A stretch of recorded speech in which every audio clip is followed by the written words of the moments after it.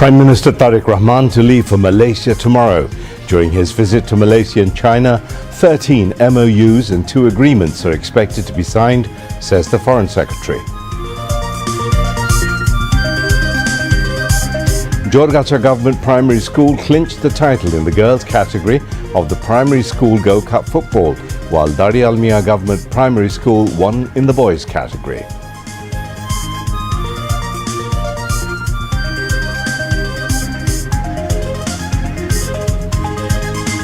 Prime Minister's Gold Cup in primary school level, while Gold Cup tournament in secondary level for next year. Prime Minister Tariq Rahman urges students to develop cultural skills besides studies.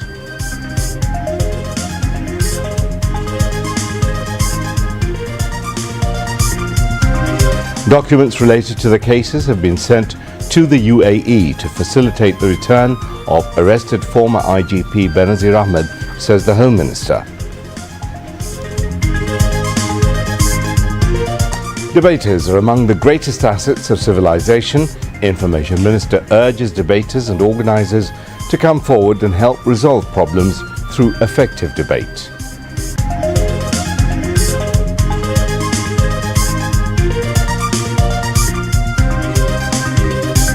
Iran closes the Strait of Hormuz again in protest against Israeli strikes in South Lebanon.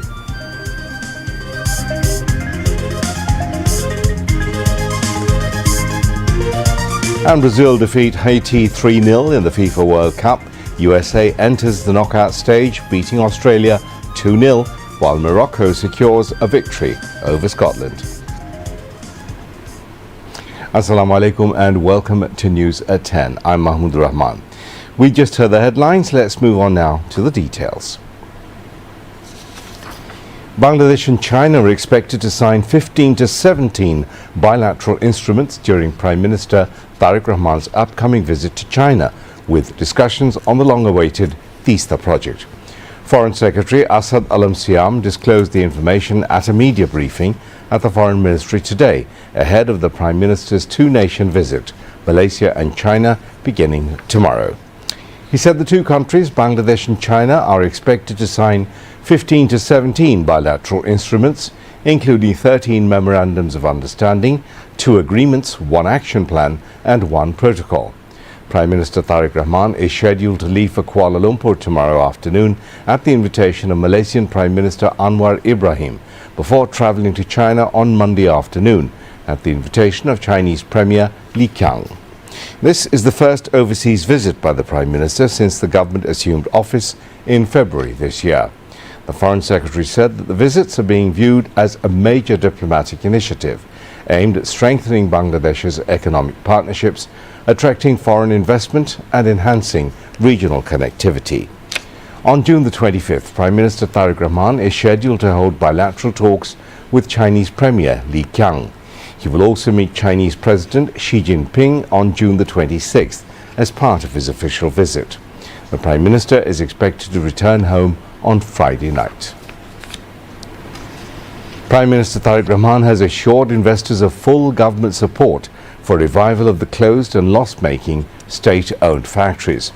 He said this while addressing investor business leaders at a roadshow organised for local and foreign investors at his office in Textile today.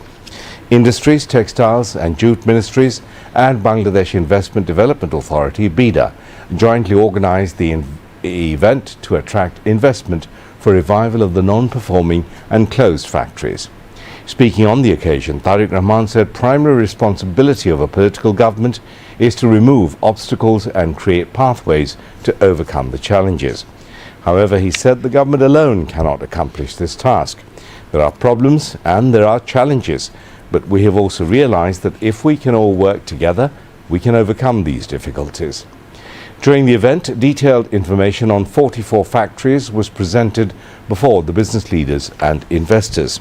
The presentations highlighted the factories' locations, existing infrastructure, investment incentives, transportation connectivity, and potential for production expansion. Business representatives later participated in an open discussion session. Finance and Planning Minister Amit Khosru Mahmud Chaudhry, Commerce, Industries and Textiles Minister Khondokar Abdul Muqtadir, Prime Minister's Finance and Planning Advisor Rashid Al Mahmood Titumir, Posts, Telecommunications and Information Technology and Science and Technology Advisor Rehan Asif Asad, BIDA Executive Chairman Chaudhry Ashik bin Mahmood bin Harun, Bangladesh Bank Governor Mohammad Mushtaqur Rahman, Prime Minister's Principal Secretary ABM Abdus Sattar and senior officials from relevant ministries and divisions were present. Leading business figures from major industrial groups including Pran RFL, ACI Limited, Walton, Meghna Group, Runner, TK Group, BRAC, Nabil Group, Square Group, Transcom Group, Akij Group and Laltir attended the event. Representatives from several Japanese organizations and companies participated in the event as well. They are Marubeni Corporation, Toyota Tsusho Corporation, Sumitomo Corporation, MUFG Bank Limited, Mitsui & Company Asia Pacific Private Limited, Sojitz Asia Private Limited, Jetro Bangladesh Office and officials from the Embassy of Japan in Bangladesh. Prime Minister Tariq Rahman has urged students to focus not only on sports but also on academic and creative activities. Besides sports, you must also excel in your studies and cultural activities. However, it is important that you participate in different kinds of sports. He said this at the prize-giving ceremony of the Primary School Gold Cup football tournament, followed by the final matches of boys and girls at the Bangladesh Army Stadium this afternoon. The Premier said his government is mulling organising this Gold Cup football tournament at the secondary school level from next year. We plan to introduce the Prime Minister's Cup from next year, he said.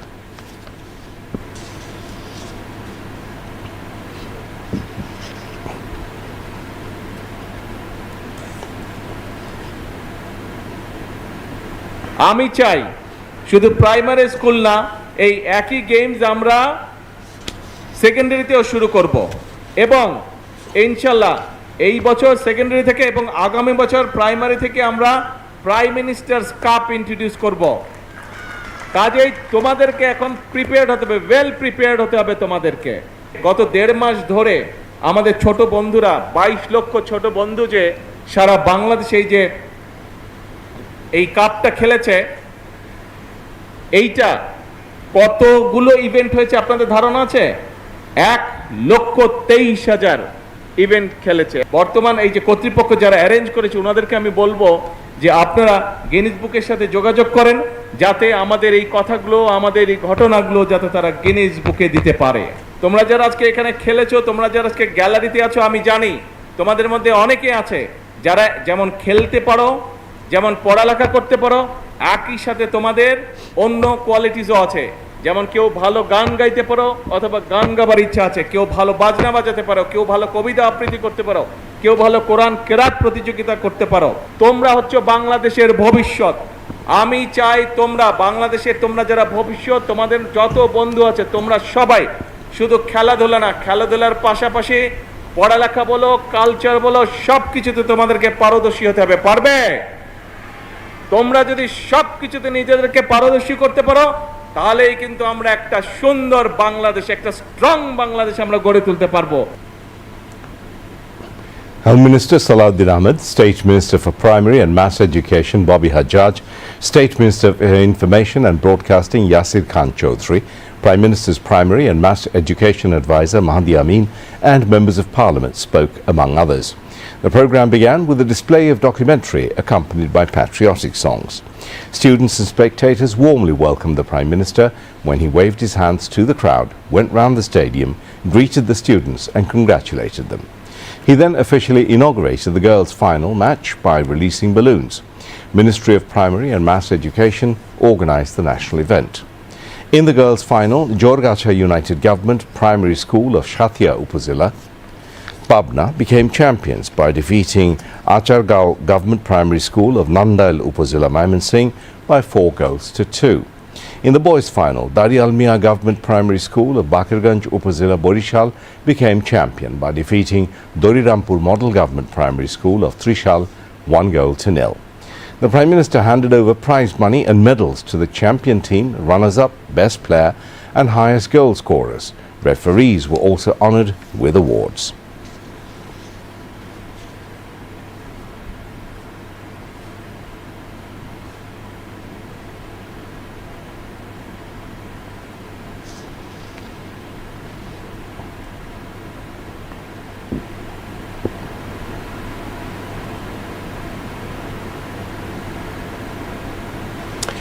Home Minister Salahuddin Ahmed has said the law enforcement agencies have been instructed to remain vigilant to prevent any chaos centering the founding anniversary of the activities banned Awami League on 23rd June. He made the remarks this morning while attending a ceremony at the Secretariat. 15 police personnel were honoured at the function for outstanding and commendable service in maintaining law and order. The awards were given for several notable achievements, including a traffic police officer's initiative to improve water drainage in Dhaka, the arrest of suspects in a robbery and stabbing incident at a bcash outlet in Adabor, the solving of the sensational mother-daughter murder case in Anwara of Chattogram, and the arrest of suspects in a widely discussed robbery and gang rape case in Chokoria of Cox's Bazar. Speaking at the event, the Home Minister said the police force has quickly regained its morale and is carrying out its duties despite significant risks. Responding to a question about former IGP Benazir Ahmed, Salahuddin Ahmed said all relevant documents have been sent to the United Arab Emirates authorities the day after an Interpol notice was received. He expressed hope that the United Arab Emirates government would complete the required procedures and return Benazir Ahmed to Bangladesh soon. Information and Broadcasting Minister Zahiruddin Shopon has said the government would take necessary initiatives to include debating as a mandatory subject in the education curriculum. He said this while addressing the grand finale and closing ceremony of a national debate competition at a hotel in the capital. Information and Broadcasting Minister said debate is not merely an intellectual pastime, it is a creative process and one of the key instruments for building a healthy society and civilization. Emphasizing the need to foster a healthy culture of debate in the country, the Minister said debate continuously stimulates creativity while offering intellectual enjoyment and opportunities for acquiring knowledge. Referring to various conflicts arising in society and personal life due to the absence of logical discourse, he said debaters are among the nation's most valuable assets in building a disciplined and rational society. In the Bangla medium category, Jahangirnagar University won the championship, while the Military Institute of Science and Technology, MIST, finished as runners-up. In the English medium category, Bangladesh University of Engineering Technology, BUET, emerged champions by defeating North-South University and East-West University.